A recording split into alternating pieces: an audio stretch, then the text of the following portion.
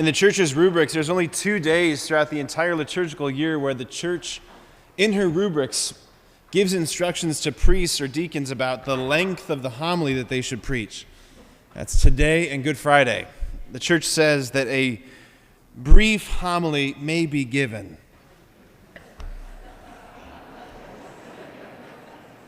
Which is ironic and difficult because on Palm Sunday and Good Friday, we're plunged into the very heart of the mystery. And we literally could preach for days on these events. But the church, our mother, right, she's inviting us rather to shut our mouths. That's what the word mystery means, muein in the Greek, to close one's mouth, to let all mortal flesh keep silence, and to contemplate the horror and the beauty that's at the heart of the world, the axis mundi, the turning point around which the salvation of the cosmos revolves. So for this brief reflection, and I promise it will be brief this morning, let me begin by directing our attention first to something that seems, given everything we just heard, given everything that these days are going to be, something that seems, for all accounts, pretty out of place. It's the beginning of the gospel that we had. The first thing that we hear that kicks off Passion Week is that Jesus is in the home of Simon the leper. And a woman comes in with an alabaster jar filled with 300 days' wages, thousands upon thousands of dollars, we might say, of costly aromatic oil, spikenard. And she breaks the jar and she pours the whole contents on Jesus' head.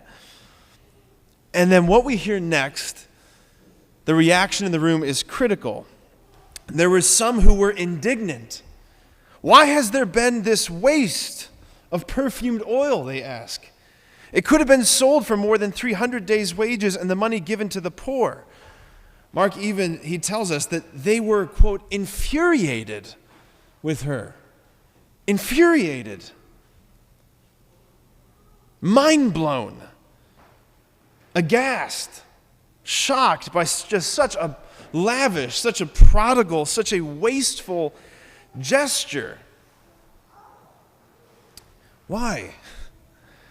Because the hearts of sinful and blind and small-minded men that measure and calculate and weigh the options, that hedge their bets, that hold back just a little just in case, like their hearts were utterly blind to the logic of love and the law of excess that was on display.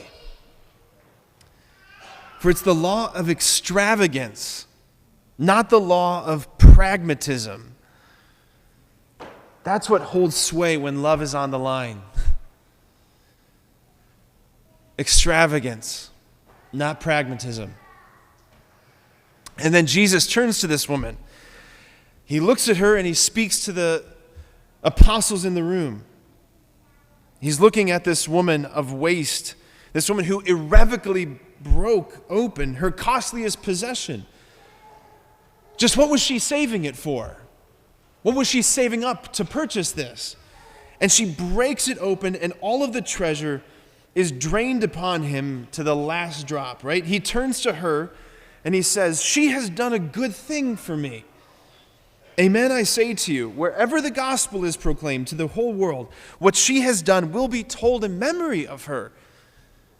And it's true. Every single year we hear her story. Like, wherever the gospel, the true gospel, right? The only gospel that there is, the story. It's the unbelievable story, the too good to be true story of like what he's done for us. What he's done for men. Like he says, her gesture will be recalled. Why? Because it's an icon of the whole mystery, right? The alabaster jar, it is the Father's heart. Jesus is the nard, the costly oil beyond price that was broken open and poured out upon humanity to save us, to rescue us, to ransom us, to divinize us. Friends, what we contemplate this week in these days, it's not the pragmatic, calculated, careful solution that the Father set upon when surveying his options to how to save humanity.